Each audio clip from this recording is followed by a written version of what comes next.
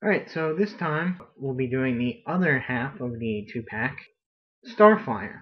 Now, Starfire um, first appears in DC Comics Presents number 26 in 1980, being a 16-page preview, something that DC did a lot back then, and of course is created by Marv Wolfman and George Perez as part of the new Teen Titans, which would shortly have their own series.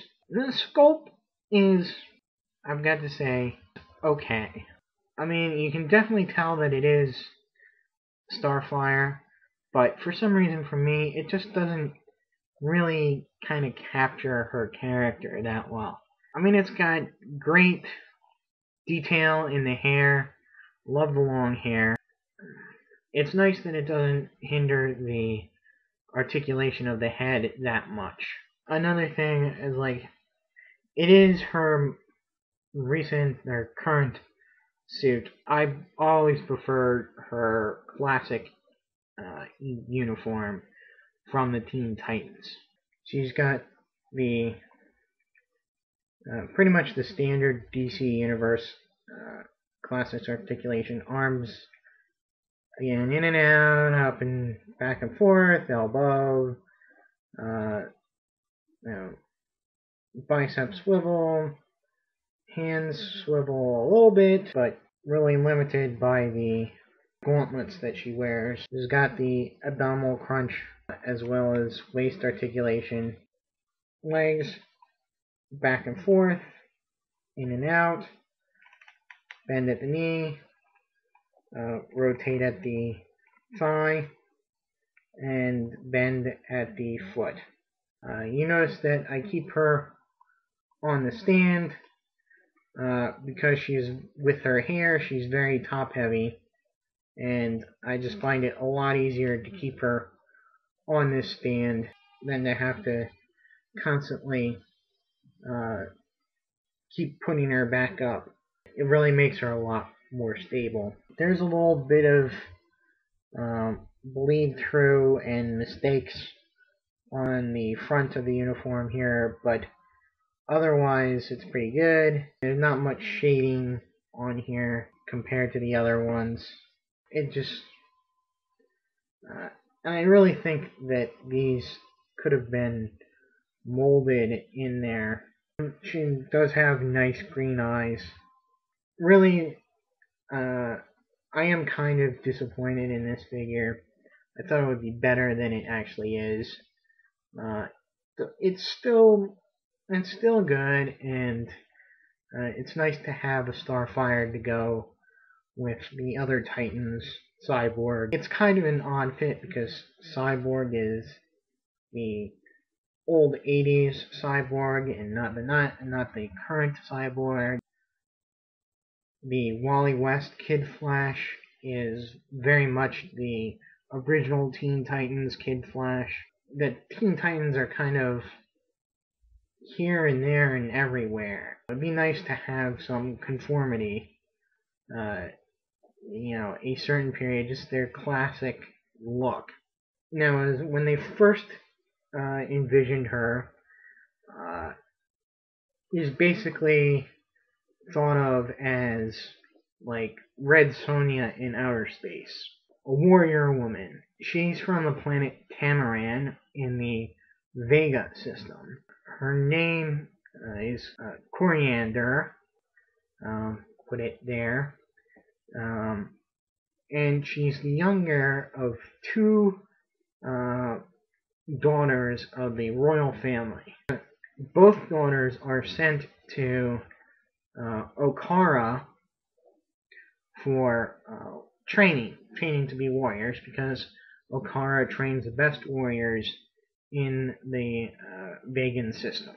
Her older sister, Commander, is very jealous of her. She had a disease that, when she was younger, prevented her from having the energy powers that allows the Tamarans to fly. She couldn't inherit the throne, and it would pass to Coriander instead. Commander who sells Tamarin out to their enemies, the Citadel. Both of them are actually taken captive by the Scions. The Scions do all these experiments on both of them, and these experiments give both of them the power to collect the energy that they would normally use for flying and use it as energy bolts from their hand. Coriander frees herself, and unfortunately she frees Commander too, because she still loves her sister. And of course, Commander turns on her, and that's when she's given to the Gordanians, part of the Citadel. She escapes from the Gordanians and meets Robin and becomes part of the new Teen Titans. She's been married a couple of times. Once to this prince on our world called Karis. It was really an arranged marriage. She was still in a relationship with Nightwing, Dick Grayson, and that caused a lot of tension. So luckily, or unfortunately, depending upon how you look at it, Karis died. Dick Grayson proposes to her, and she accepts, even though she thinks Dick Grayson at the time is just doing this to come out of a funk because lots of stuff had happened with the Teen Titans and in his personal life. And so even though she thought that they were probably rushing into this, she accepted it. Unfortunately, it was interrupted by the evil Trigon-possessed Raven. She finds her way back to the Titans and the Teen Titans, and becomes a mentor to some of the younger Titans. And then she is convinced to join the Outsiders. From there, she goes into Infinite Crisis, and she goes off with Donna Troy to figure out what is going wrong with the universe.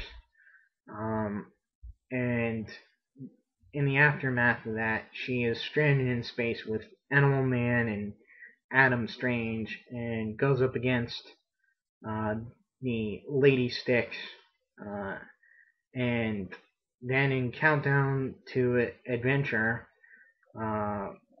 she's staying with, after the aftermath of 52, she's staying with Animal Man's family, and recovering from the loss of her powers.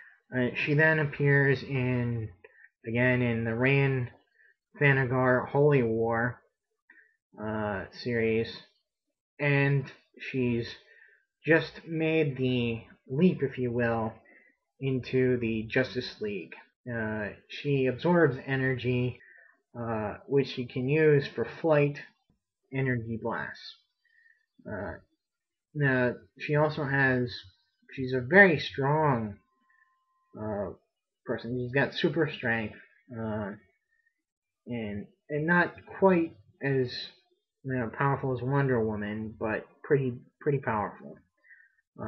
She also has this telepathic language learning ability, where if she touches somebody, she can instantly learn the language.